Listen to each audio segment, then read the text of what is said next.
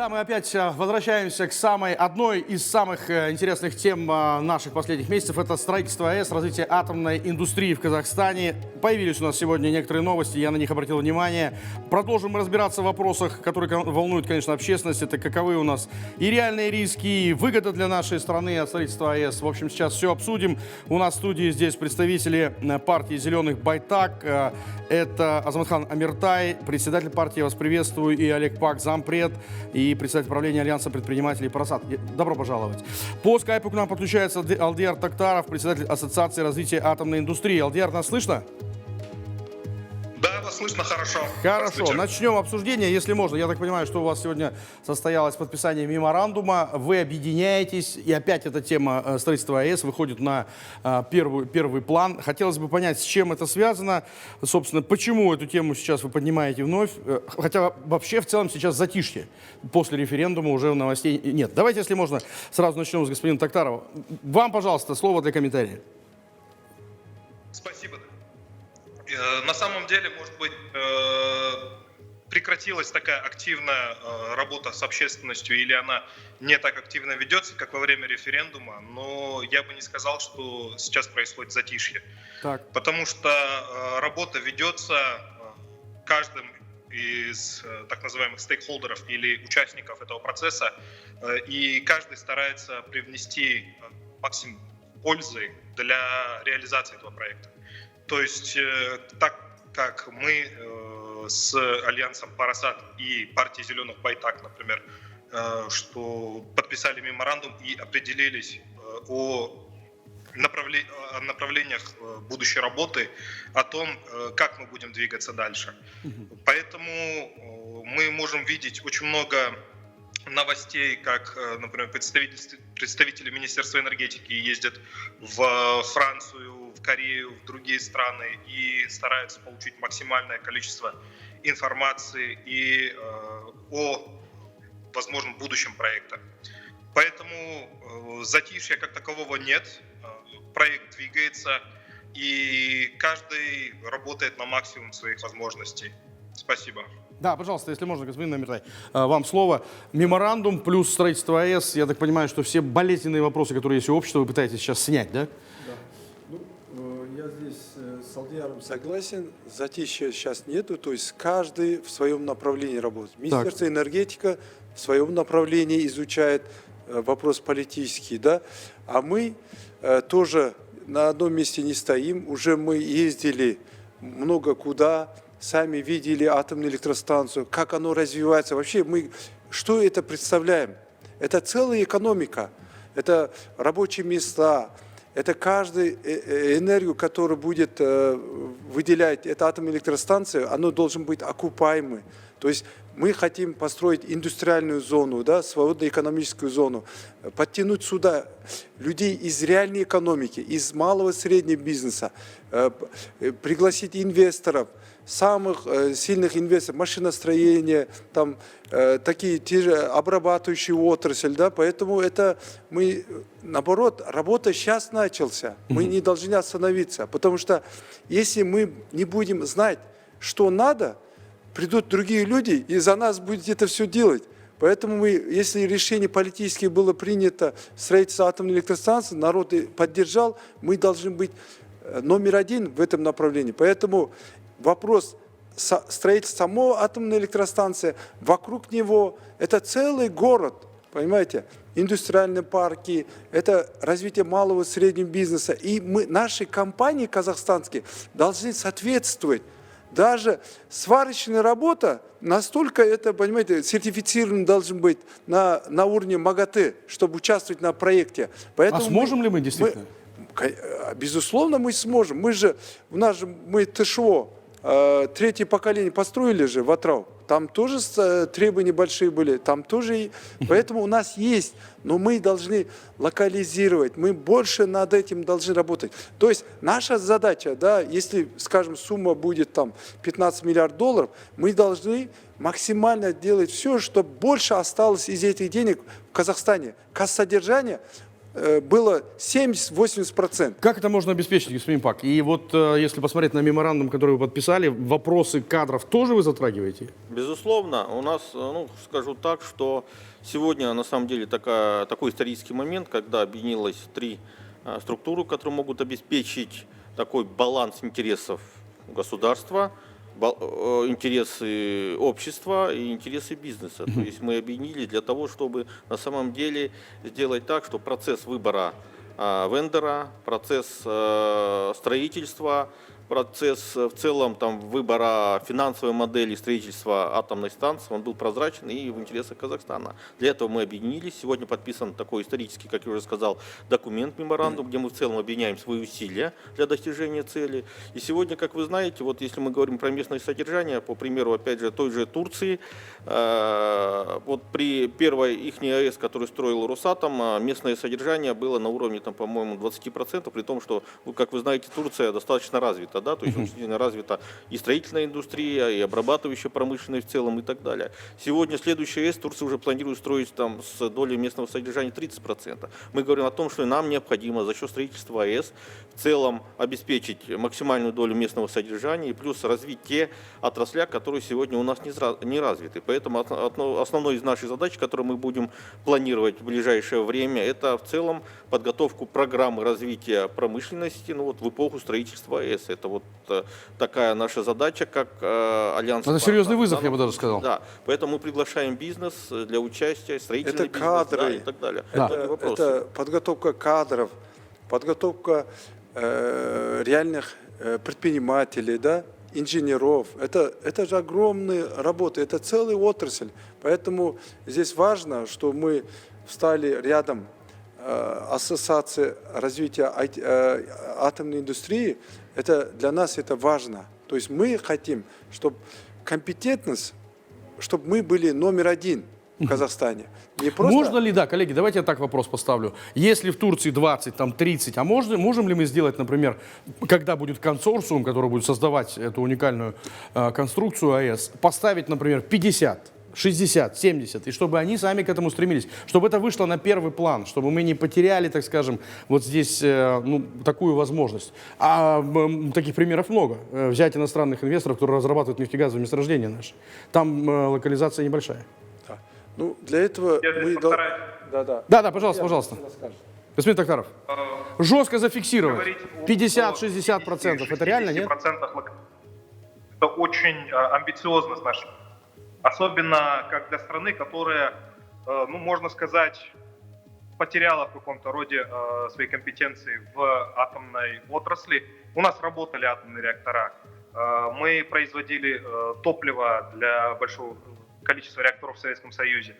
Но сейчас нам важно сосредоточиться на возврате своих компетенций, на построении уже нового поколения специалистов и экспертов, которые могут работать в этой отрасли. И здесь, наверное, я бы остерегался таких, знаете, очень залихватских заявлений о том, что вот мы доведем до 60% местное содержание. Давайте будем реалистами. Индустриальная Турция, как Олег Алексеевич сейчас подсказал уже, 20% сделала местного содержания в проекте Аккую. Это уже немало. Это уже немало для страны, которая только-только узнала, что такое атомная энергетика. У Турции не было опыта в атомной энергии. При этом у Казахстана есть опыт довольно серьезный. Не во всей атомной энергии, но в производстве ядерного топлива. У нас есть очень хорошие шансы для того, чтобы использовать свой текущий потенциал на максимум, который мы, к сожалению, сейчас не используем в всем объеме. И представьте только, что 40% мировых поставок урана, а это незаменимый компонент атомной генерации, он приходит из Казахстана. То есть это как Казатомпром, так и другие компании, партнеры Казатомпрома. И мы можем те рычаги, которые у нас имеются, использовать на максимум из тех же поставок урана. При этом нам не стоит забывать о том, что мы не только в Казахстане можем это развивать, что наш регион сейчас требует ввода больших мощностей энергии. И не только в Казахстане рассматривают строительство АЭС. Это рассматривают в Узбекистане. Об этом идет обсуждение в Киргизии. Это рассматривают в Монголии. Такие страны, как Таджикистан, тоже смотрят в эту сторону. И здесь совершенно естественным выглядит объединение своих сил стран Центральной Азии для того, чтобы не дублировать и не конкурировать в каких-то местах в развитии атомной энергии, а наоборот дополнять друг друга. Поэтому я бы рассматривал этот момент со стороны развития местного содержания всего Центральноазиатского региона. И, конечно, чтобы мы рассматривали это развитие местного содержания очень трезво. Мы очень правильно говорим, что нужно развивать местное содержание хотя бы до 20%, потому что при текущих реалиях это уже очень амбициозная задача.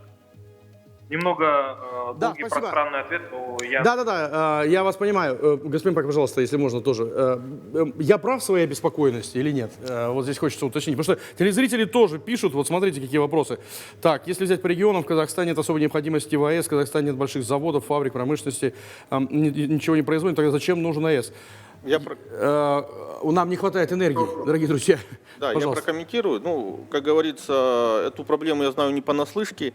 Как председатель Союза химической промышленности «Парасат», мы практически ежедневно сталкиваемся с проблемой, когда предприятия для расширения своих мощностей, для строительства новых производств не могут получить технические условия подключения. Да? То есть это и в Алматинской области, это и в других регионах. Сегодня это основная проблема. Поэтому говорить о том, что как бы у нас все есть, ну, я бы не сказал. То есть у нас сегодня те задачи, которые ставит президент, я говорю про создание мощного промышленного каркаса, также удвоение экономики к 2029 году, соответственно, энергетика лимитирует и не дает как бы возможности развиваться. Хотелось бы добавить, вот сегодня правильно Алдияр Нурланович сказал о том, что 40% добываемого сегодня урана добываемого – это Казахстан. То есть и в целом, имея те технологии, тот задел, я считаю, что мы могли бы сделать нашу атомную промышленность драйвером экономического роста. А нам позволят? Нам, ну так скажем,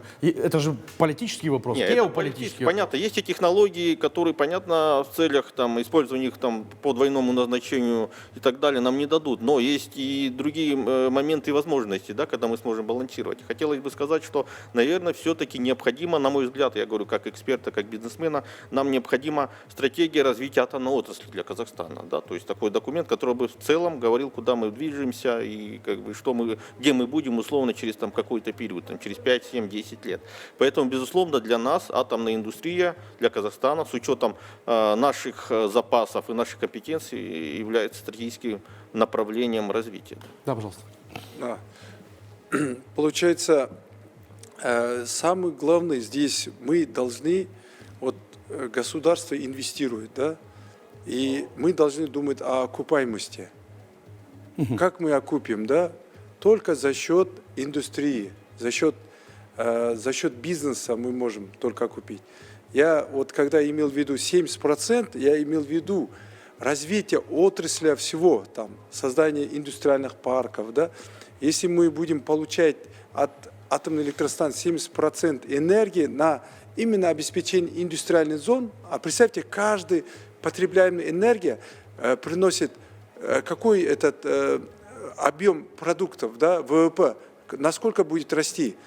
Поэтому это мы должны за счет атомной электростанции дать импульс развития индустрии в Казахстане. За счет этого окупаемость, которая будет изначально инвестирована, быстрее. Мы сейчас говорим, да, вот сегодня о лозунге мы говорили. Первый – это срок, да, чтобы скорость строительства. Второй – качество. Третий – цена, стоимость. Четвертый – это оправдание доверия народа. Потому что мы все были по всему Казахстану, проводили агитацию среди народа. Да? Мы в какой-то мере человечески взяли себе на обязательства. Поэтому наша задача – оправдать эту надежду народа. Да? Поэтому это важно. То есть, вот даже сейчас специалисты, эксперты, да, говорят, если там бюрократия начнется, начнется долгострой. Ну вот, да. Вот Да, знаете, большой вопрос именно да, в этом. вот И поэтому- в цене. Потому что поэтому- мы еще не успели выбрать вендора, а уже у нас правительство заявляет, может быть увеличение цены чуть ли не в 2 раза. Там плюс-минус, да, было заявление. Давайте послушаем телезрителя, есть звонок. Говорите, как вас зовут? Азамат Владимир, именно... да вот что-то много разговариваем, уже пора выбрать, кто будет строить у нас уже эту электростанцию, а не ездить, устраивать экскурсии, где смотреть. Есть же Россия, она уже давно строит, есть свои специалисты, сразу будут и обучать казахстанцев, и будут строить. Что ездить куда-то? Тут же все уже известно. Сколько Это не так-то атомных просто. Ну, электростанций да, построено. спасибо. Спасибо большое. Да. Кто будет строить? Самое главное, консорциум будет. Не только Россия, не только Франция, не в только этом там году Китай или мы Корея. участвовали в КОП-29 в Баку. Так, Встречались у нас 2 минуты остается. с руководителем МАГАТЭ. Мы спросили прямо вопрос, кто лучше в мире строит сейчас атомные электростанции. Они единым голосом сказали Китай. Те, которые нам это сказали, были французами. Но Китай ни разу не Знаете, строил почему? за рубежом. Китай, уже они строят в Пакистане 4 атомные электростанции. Просто я за них не лоббирую, но каждый год они 6 атомных электростанций строят. Когда строить каждый день, люди же, квалификация это поднимается. Поэтому, то есть, важна стоимость. Китай за 7 миллиардов за 7 лет построит. Понимаете? А французы 20 миллиардов там за 15 лет, например. Да, ну примерно, я точно не знаю, но около такого, как мы знаем.